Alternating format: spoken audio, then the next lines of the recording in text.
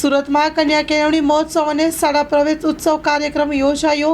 ગૃહ રાજ્યમંત્રી હર્ષ સંઘવીએ કાર્યક્રમમાં આપી હાજરી। ગોળદોડ રોડ ખાતેની નગરપાલિકા પ્રાથમિક સમિતિની વિષ્ણુ પ્રસાદ ત્રિવેદી શાળા ક્રમાંક 2 ખાતે યોજાયો હતો। આ કાર્યક્રમ હર્ષ સંઘવીએ બાલવાટિકા અને ધોરણ 1ના બાળકોને શાળા પ્રવેશ કરાવ્યો। નાના બાળકોને પગમાં કંકુ ટીકા કરીને શાળામાં પ્રવેશ કરાવ્યો। બાળકોને અભ્યાસ કીટ આપી શાળા પ્રવેશ કરાવ્યો હતો। બાળકો પોતાના વાલીઓને ટ્રાફિક નિયમોનું પાલન કરાવે। બાળકોએ પોતાના વાલીને બાઇક પર હેલ્મેટ પહેરવાની જીદ કરવી જોઈએ। સિવિલ હોસ્પિટલમાં 3 વર્ષના બાળકના અપહરણ મામલે હર્ષ સંઘવીનું નિવેદન છે। સમગ્ર મામલે તપાસ હાથ ધરવામાં આવી છે।